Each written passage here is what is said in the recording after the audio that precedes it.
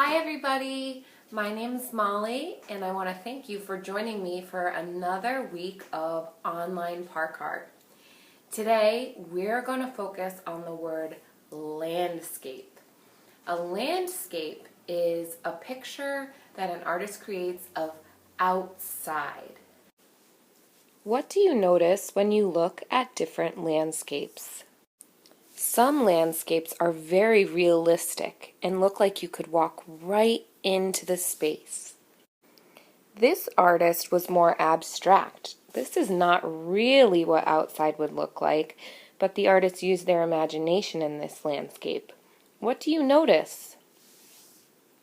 You can usually tell the environment that the artist painted from clues in the picture. Where do you think this landscape was painted?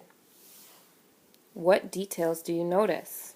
What do you like about this piece of art? All the leaves and different kinds of plants that reach to the top of this painting tell me it's definitely a picture of outside. This is definitely a landscape. My other clues like the monkeys and the oranges tell me maybe this is in a rainforest. This painting is going to inspire the landscape we create today. What do you notice? Where do you think the artist painted this? What feeling does it give you when you look at this landscape? How do you think they painted those trees? That painting is of cherry blossom trees in Japan. Every spring in Japan, they have a party and they have picnics outdoors to celebrate the blooming of the cherry blossoms. To the Japanese, the beautiful flowers represent the beauty of life. In 1912, Japan gave more than 3,000 cherry blossom trees to the United States. You can still celebrate cherry blossom trees blooming in the spring in Washington, D.C. People come from all over to visit Japan and Washington, D.C. to see these beautiful flowers. Look closely at the cherry blossom on the tree. What details do you notice? What colors do you see? How many petals does the cherry blossom have?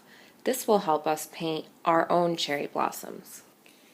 Now we are ready to make our own cherry blossom painting. You need a cup of water, watercolors, a pencil, a white crayon, a straw, and a paintbrush. The first thing you're going to do is make a sun or a moon in your picture. If you want a sun, you might want to use an orange or yellow crayon, but I would like to make a moon, and you can just do a circle anywhere in the sky in your picture. You can just draw a circle, or you might find something that has a circle that you could trace. I notice my cup is a perfect circle. I'm going to do this in pencil so you can see. And I'm just going to carefully trace it. And now I'm going to color this in with white. You might be wondering, why am I coloring this with white on a white paper? You can't see it.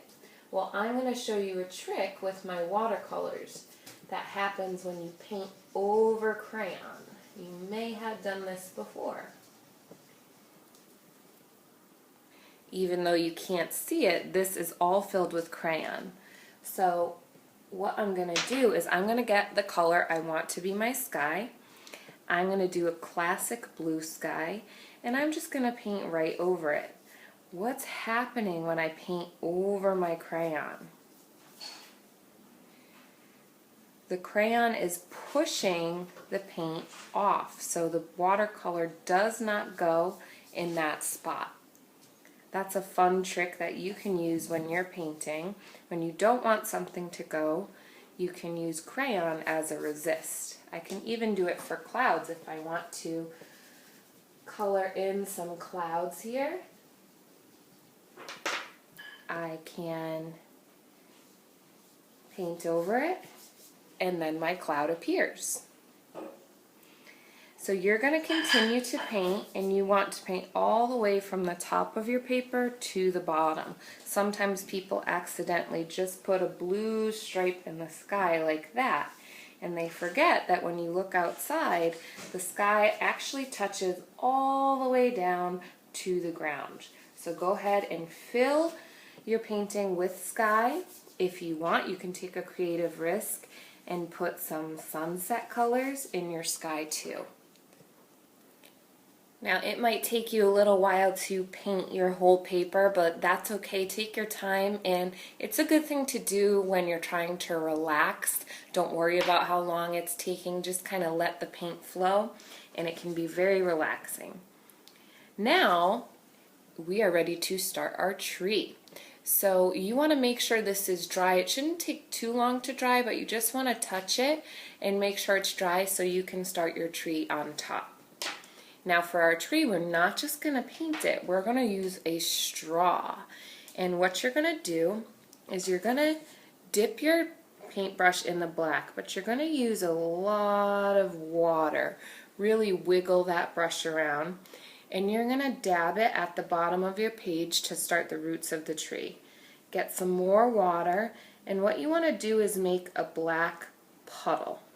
So you want it to be extra, extra watery at the bottom of your page. So keep getting some black color on there, some water on there to make a black puddle. Now we're going to turn this black puddle into a tree by blowing on our straw. So what you're going to do is get down close, hold your straw across the puddle, and blow.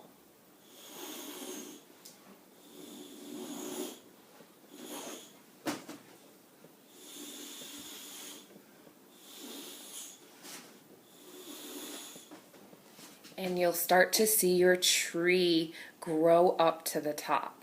Now this is really fun. You don't know exactly what way the tree is going to go, so you're kind of seeing the magic of the straw, and you can make other puddles and other spots to make more branches. So I'm going to make a nice dark puddle, lots of paint, lots of water, and now I'm going to get my straw and I'm going to try to blow it that way and see what happens.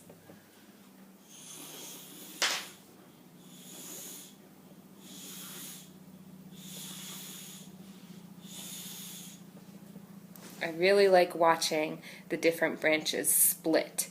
So you can continue to make black puddles and blow your branches out to the top of the page.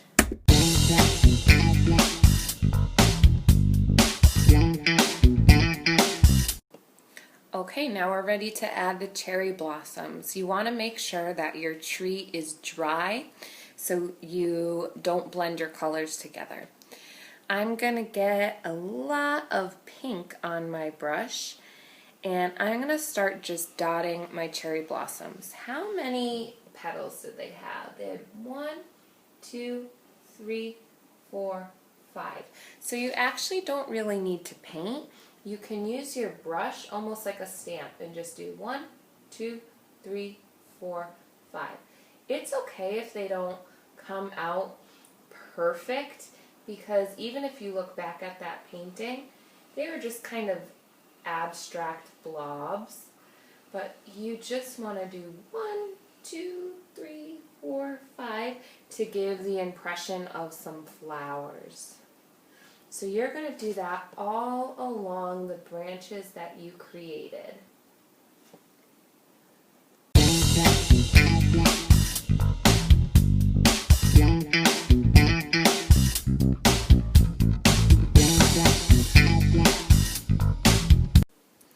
Okay, our tree is filled with cherry blossoms. Now if you want, you can add the detail of the center of the cherry blossoms. You might like how it looks just like this, or you might want to do some white lines with your crayon in the center. You might want to do some red dots in the center. Sometimes I even use the back of my brush when I'm trying to do really, really small dots. So I'm going to get my white, get some water on there so I can make some watercolor. And I'm going to use the back of my brush, and I'm just going to do little white dots in the center of all of my cherry blossoms to show some of those little details that were in the center. Yeah, I think just a little more detail really makes the whole painting come together. So I'm just rubbing the back of my paintbrush into the white and adding a couple little dots in the center of each cherry blossom. Okay, there you have it. There is my cherry blossom. I had a lot of fun painting this, especially blowing the paint and seeing which way it goes. I like those little white dots I put on the center of my blossoms just for a little extra detail. This definitely doesn't look perfect, but I think that's what makes it really interesting. I'm proud of my landscape. I hope you're proud of yours. And most importantly, I hope you had fun, because art isn't about being perfect, it's about having fun and expressing yourself. I hope to see some art you made in our Google Meet. Thanks guys, have a good day.